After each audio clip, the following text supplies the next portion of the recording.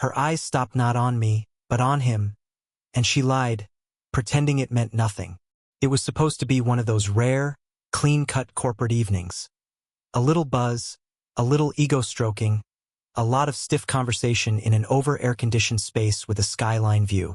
Our company had just opened a new floor in downtown Savannah. 25th story, all glass walls, matte black furniture, and just enough artisanal cheese platters to feel upscale. The event was labeled as a closed presentation, which really just meant select teams were invited to smile at upper management and pretend we cared about quarterly projections while sipping lukewarm Chardonnay. I'd left the office around 6, made a quick detour for coffee, 1 flat white for me, 1 vanilla oat latte for Emily. She'd texted an hour earlier. Still stuck with the contractor. Save me from boredom and grab me something warm? I smiled at my phone like an idiot. The way you do when you think you're still important to someone. I believed her, no hesitation. I always did. Even when the tone of her text started changing. Even when X stopped showing up. Even when the punctuation became robotic and the sentences shorter, colder. Still, that night I believed her. When I arrived at the new office building, I felt good. Maybe even proud. Work had been rough lately, but I was still standing. Emily had been distant, sure, but I figured it was stress. Deadlines. The pressure she put on herself to succeed. It was always immense. We were in it together, I told myself. Always had been. So I walked into that building with 2 coffees, a tired smile, and absolutely no idea that I was about to watch my marriage slip just slightly, imperceptibly out of focus. The elevator was packed with unfamiliar faces, most dressed too well for the Georgia heat. The kind of people who wear blazers for effect, not necessity. I barely made eye contact with any of them. Just watched the floor numbers tick up.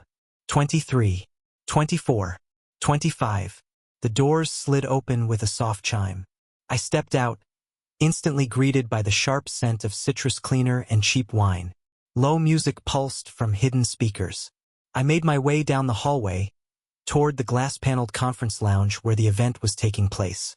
And then I saw her, Emily, through the glass, already there, already smiling, already seated at one of the high-top tables by the corner window. Not alone. Across from her sat Tom Ridley, recently promoted to head of strategy. I recognized him immediately. Everybody did. Tall, sharp-featured, dark blazer no matter the season. The type who made calculated eye contact and knew how to hold silence just long enough to make people nervous. He was the guy Emily once referred to during a late-night pillow talk rant as too charming to be honest. She'd laughed as she said it, sipping wine, curled against my chest. You know the type, she added.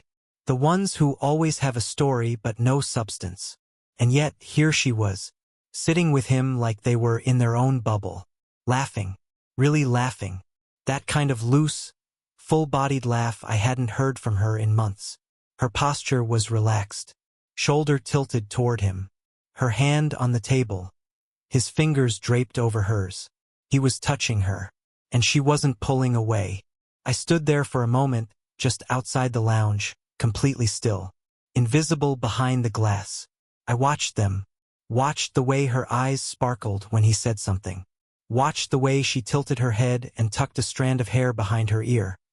Something she used to do with me when she wanted my attention. I watched the way his thumb brushed across the back of her hand like it was routine. They looked comfortable, familiar, mate, and I felt small, utterly small. But I didn't storm in. I didn't make a scene.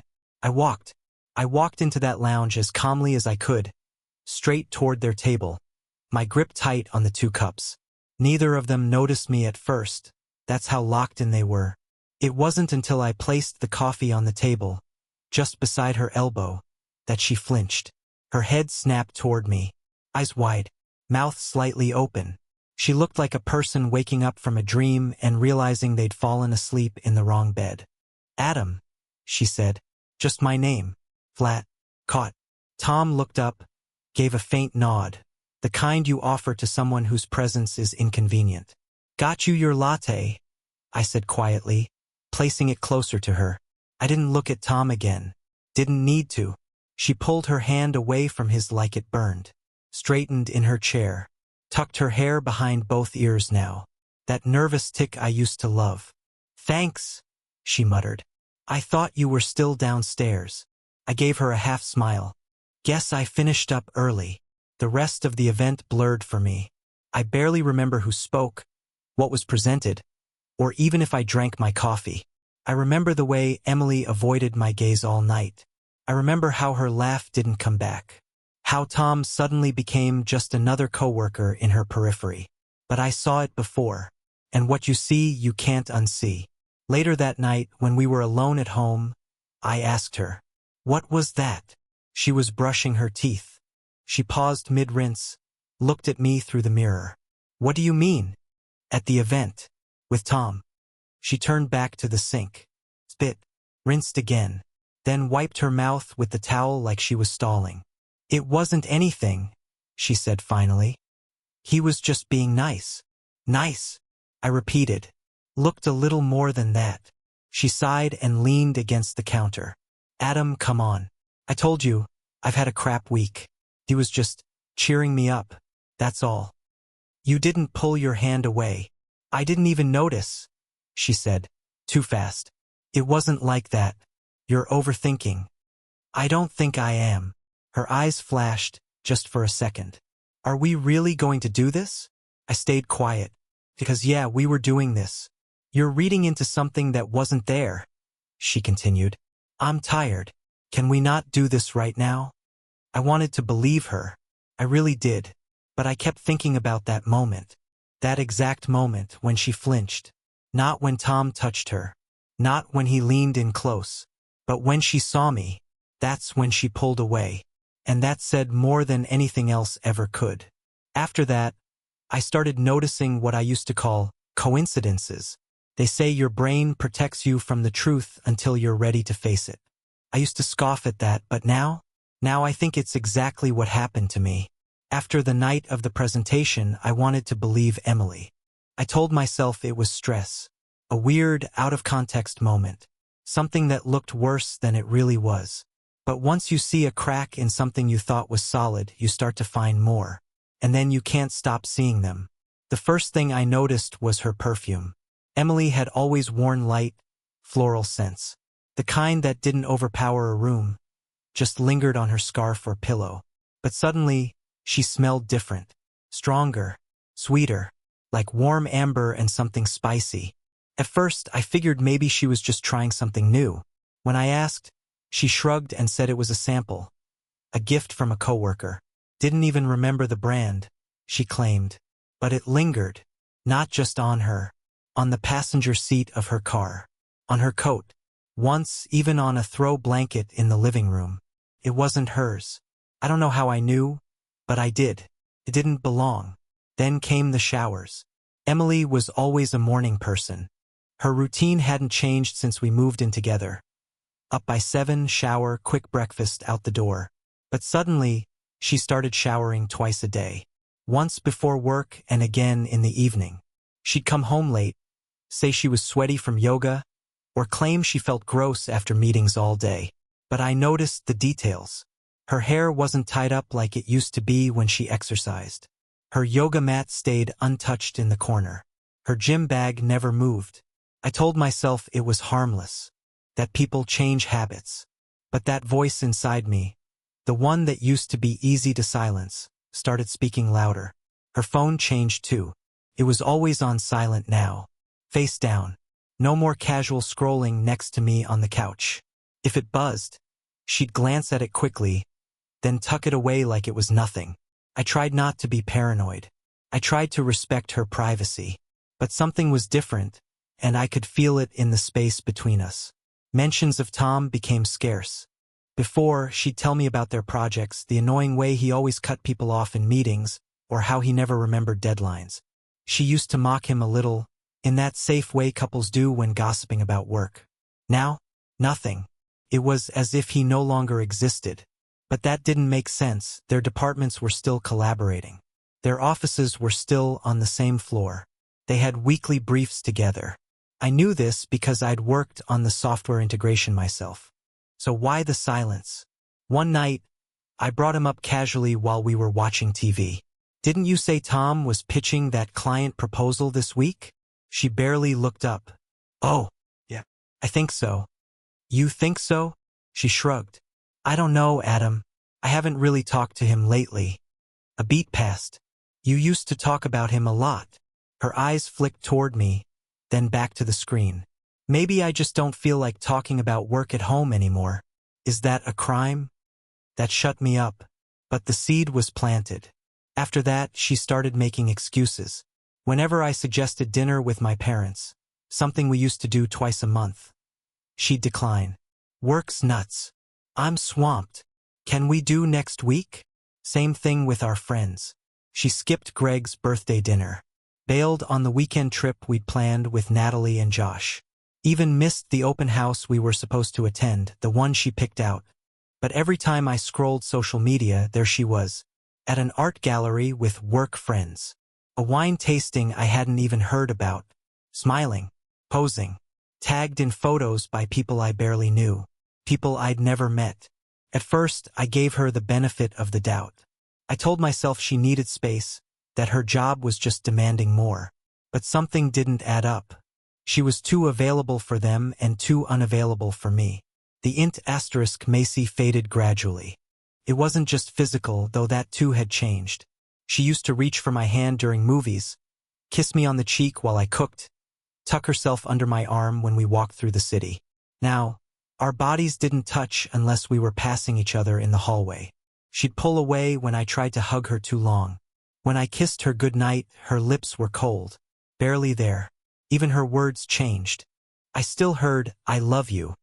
But it was empty, like someone repeating a line in a play they no longer believed in. Monotone. Obligatory. I tested it one night. She was heading upstairs, and I said, "Love you." She paused, already halfway up the steps. "You too. You too." It hit me harder than I expected. I stood there in the kitchen, gripping the edge of the counter like I might fall over. There was a time she would have come back down the stairs just to kiss me. A time when she would have said my name, said "I love you" like she meant it. Now I was background noise. Something she moved around, like furniture. One morning, I got up early and decided to make us breakfast, pancakes, eggs, the works. She came downstairs, already dressed, scrolling through her phone. I smiled. "Surprise breakfast." She looked up briefly. "Oh, thanks, but I already ate."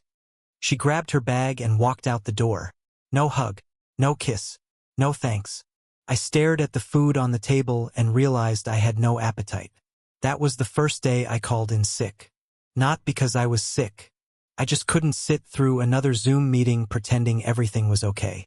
I sat on the couch and watched the coffee steam rise from the mug she didn't drink. Later that day, I found her second phone charger in the glove compartment of her car. When I asked her about it, she said it was for emergencies. Said she liked having a spare nearby.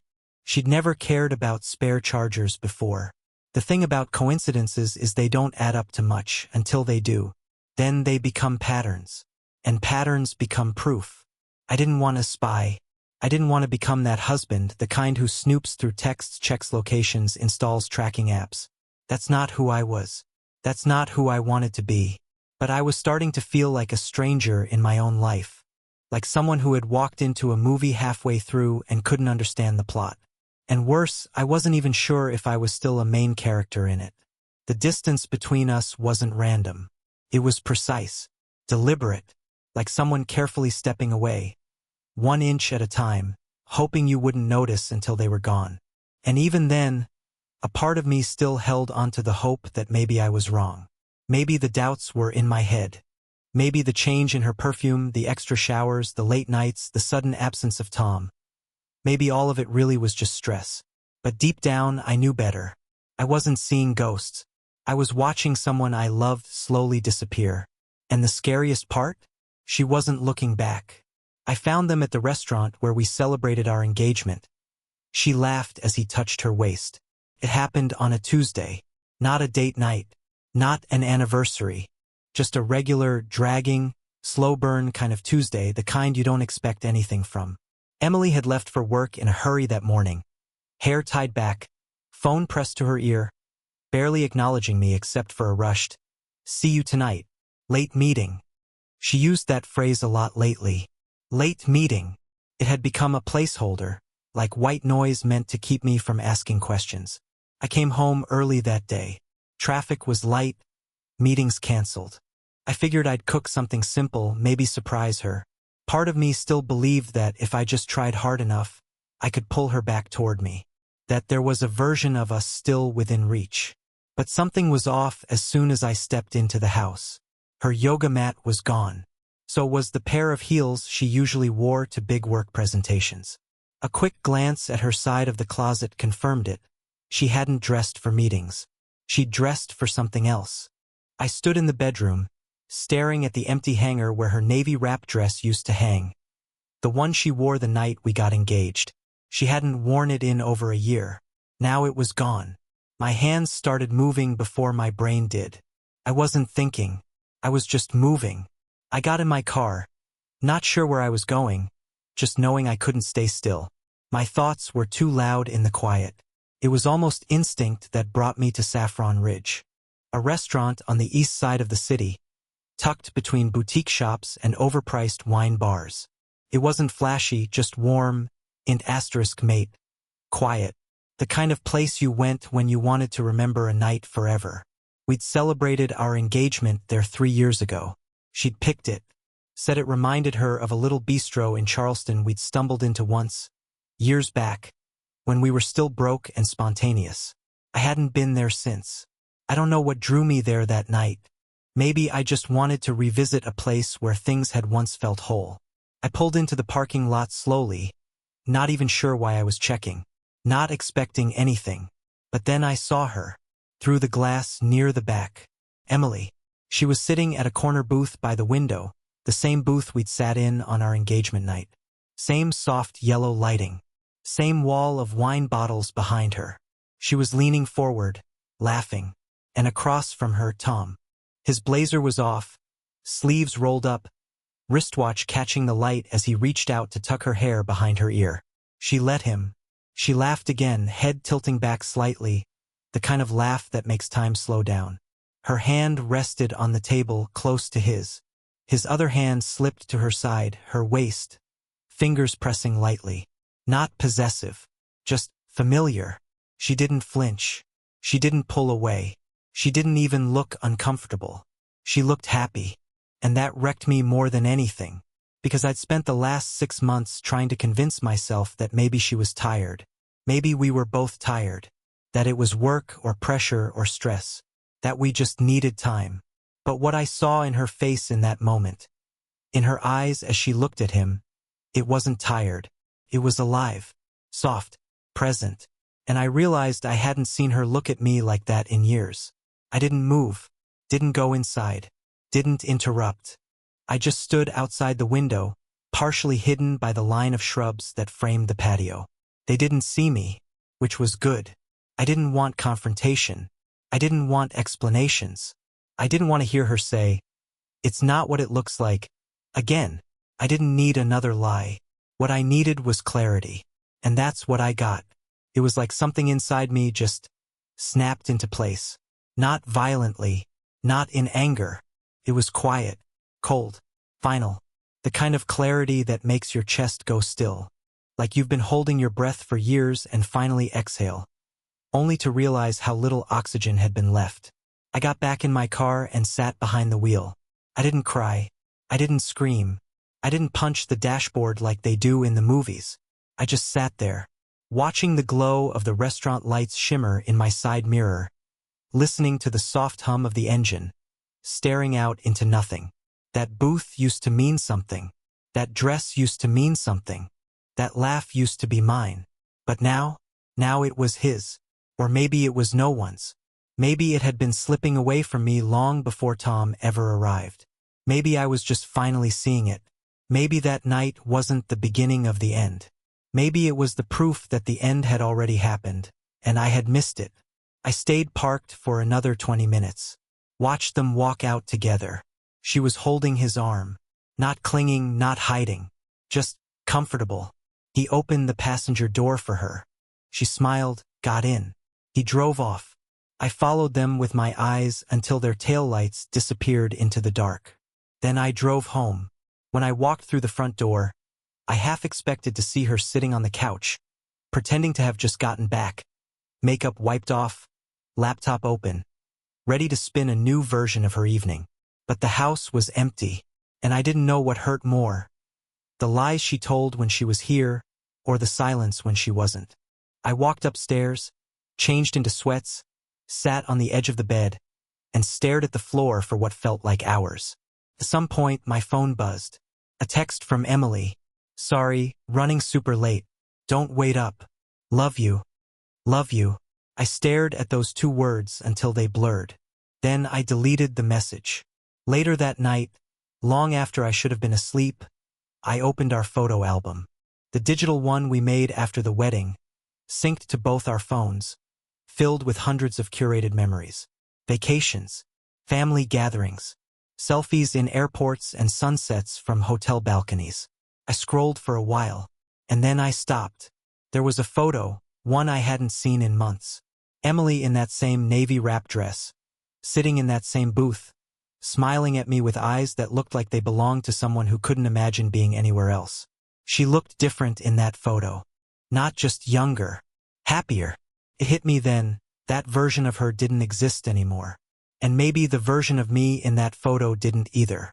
The next morning, I told myself I'd confront her, that I'd ask the question directly, force the truth out of her. But when she walked through the door at 7:52 a.m., dressed in a different outfit, her voice bright and cheery, talking about how exhausting the team dinner had been, I didn't say a word. I just watched her. She kissed my cheek like nothing was wrong. And I let her, because part of me already knew that whatever we had wasn't ours anymore. 2 weeks. That's how long it took for everything to collapse in a way I could no longer deny.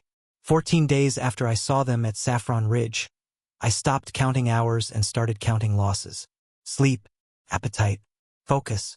I drag myself to the office, sit at my desk, and pretend the system architecture diagrams on my monitor mattered. But every time I blinked, I saw her hand resting on his wrist, his thumb on her waist, her smile reflected in the wine glass between them. I hadn't told anyone, not my friends, not my parents. I didn't even confide in my reflection. I just carried it, silent like a splinter you'll have to dig out eventually.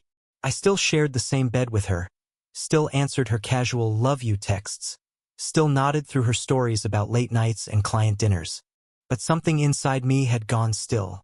Then, on a gray Monday morning, my inbox chimed with a subject line I'll never forget: departmental restructuring, immediate effect.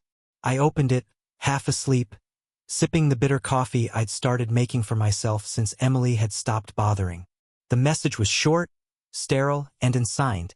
Due to internal realignment and recent strategic decisions, your position is being removed from the organizational structure effective immediately. Just like that. No meeting. No warning. No. Thank you for your contribution. I stared at the email until the words blurred, thinking there must have been a mistake. I'd been with the company 6 years. I trained half the junior analysts. I just finished a system overhaul that the board called flawless. And now, gone? I scrolled to the bottom and saw the internal routing tag. It had come from HR. Copied on the message, Emily Reeves, Head of Marketing. Head of Marketing.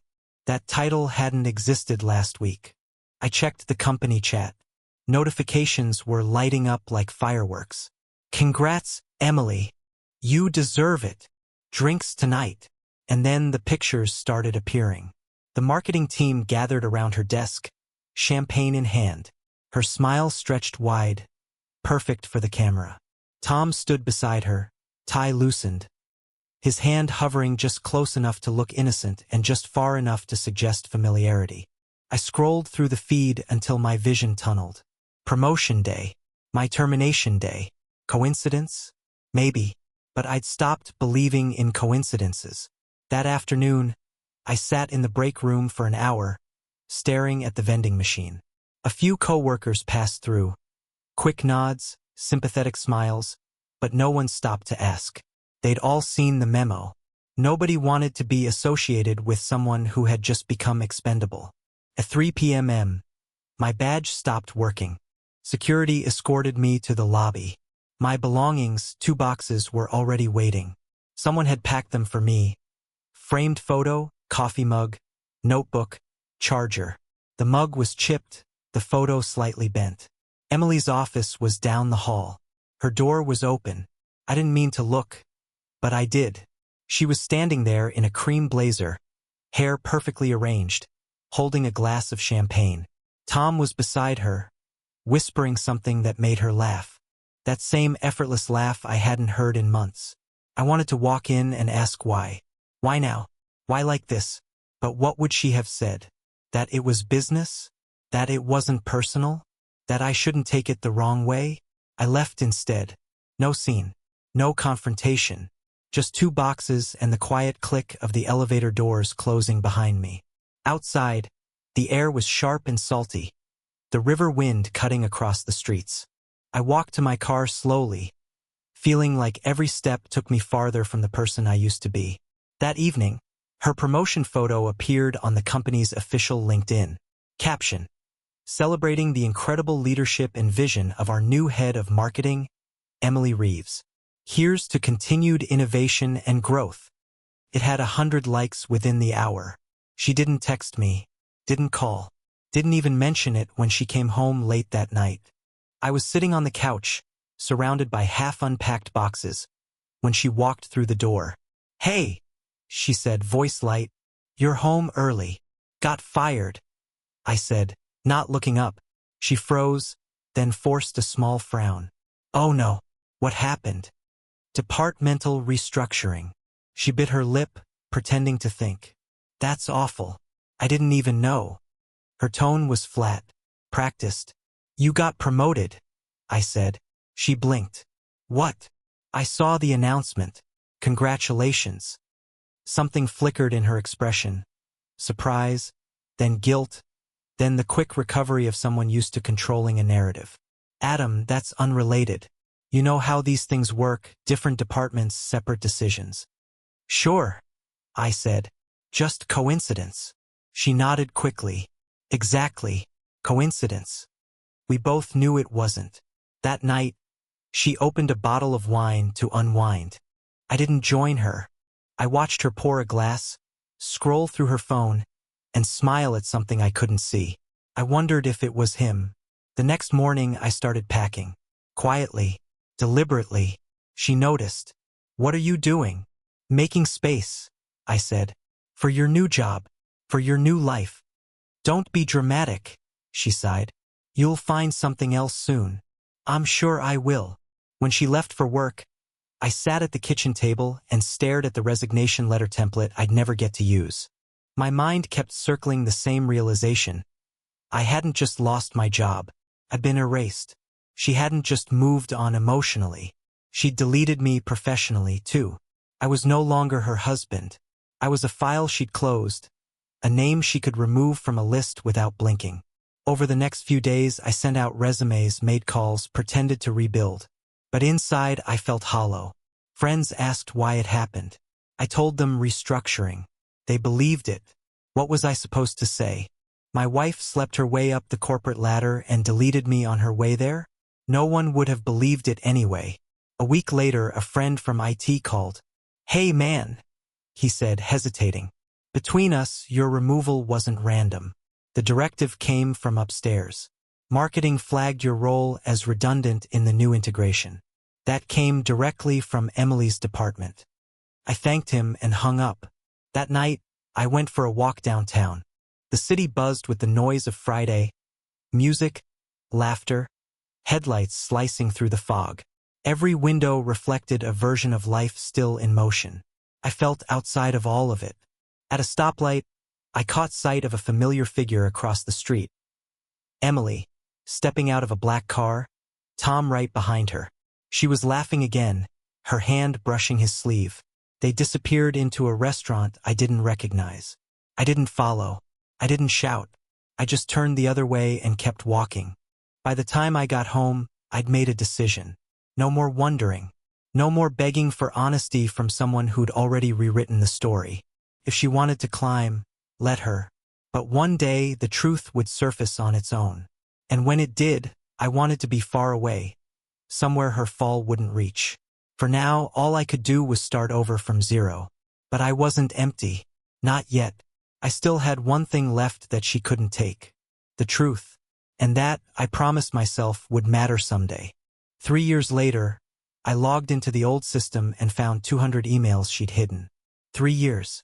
That's how long it had been since I walked out of that building. Badge deactivated, boxes in hand, heart gutted. I used to measure time in promotions, anniversaries, vacations. Now I measured it in before and after. Before I lost my job. Before she erased me. Before I realized that love isn't always a two-way door. The after wasn't glamorous. No heroic comeback montage. Just quiet, persistent rebuilding. I moved north to Raleigh, picked up contract work in cybersecurity, lived out of a one-bedroom apartment with loud pipes and quiet neighbors. I didn't date, didn't trust the idea of starting again. Trust, I'd learned, was like glass. Once shattered, even when pieced together, it never looked the same. I stopped checking her social media after the first year. The last photo I saw of her was at some panel on women in leadership, standing next to Tom, both of them all smiles, perfect hair and perfectly rehearsed ambition. She was quoted in the caption, "Integrity is everything." I remember laughing out loud in the middle of a gas station parking lot. The kind of laugh that starts in your throat but doesn't reach your eyes. But I wasn't angry anymore. Not then. I thought I'd buried all of it. The betrayal, the resentment, the mess we never untangled. But grief, I've learned, has layers. And sometimes the past doesn't resurface with a bang. Sometimes it shows up in the form of a forgotten login. It happened on a rainy Thursday. I was working a freelance job for a startup that used an older version of the CRM system I helped implement at my old company. They were struggling with legacy data migration, and I remembered I'd built a workaround, one I never documented publicly but saved in my old work email drafts. Out of curiosity more than hope, I tried logging in. Same username, same password. To my surprise, it worked. The system hadn't purged my credentials. I sat there, staring at the dashboard, the same one I'd stared at for hours every day, back when I still believed in stability. Everything was older now.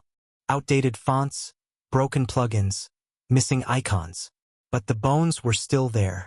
I clicked into the email archive, just to see if the draft was still there. It was, along with 204 unread messages. All marked internal audit confidential. All forwarded to one address. Emily. Reeves at CorpNet.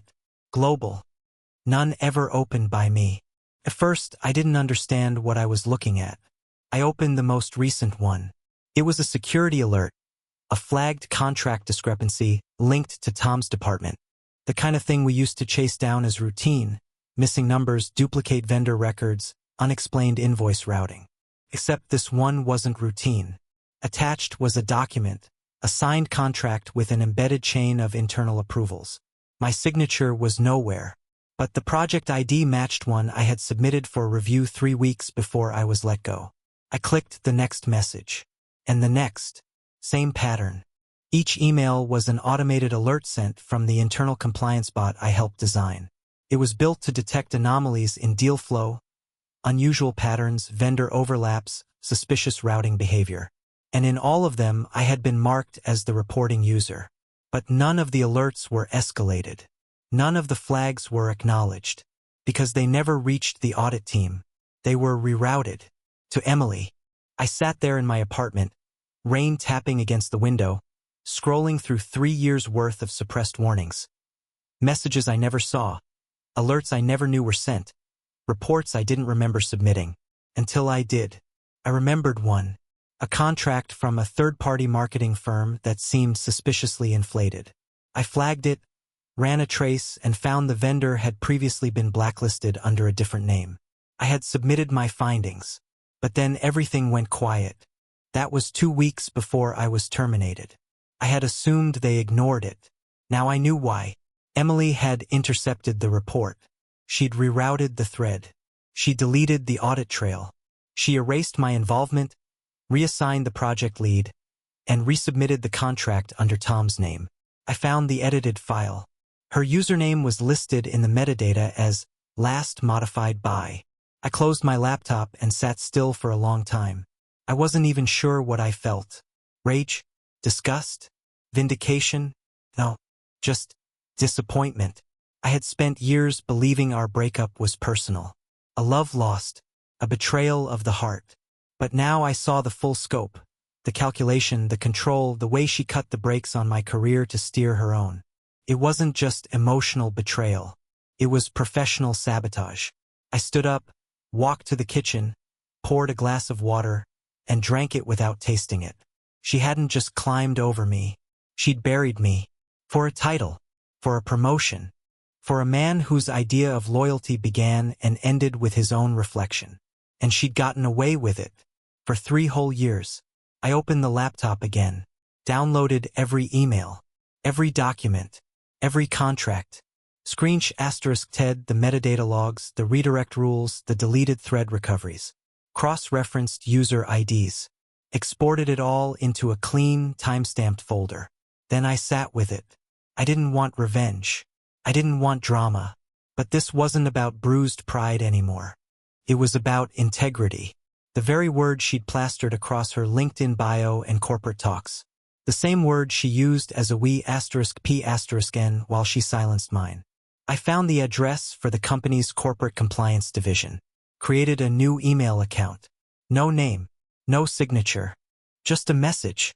Attached are internal communications and audit logs related to multiple unreported contract irregularities from 3 years ago, including suppression of audit triggers, rerouted alerts, and metadata edits indicating fraud and concealment. These documents were intercepted by an employee currently in senior leadership. The included files contain timestamps, signatures, and routing logic from the internal system still active in your infrastructure. All files are extracted from original system logs. Please investigate accordingly. I attached the folder. Hit send.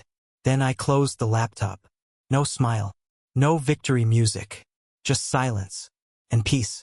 A week later, I got a text from Ben. An old coworker.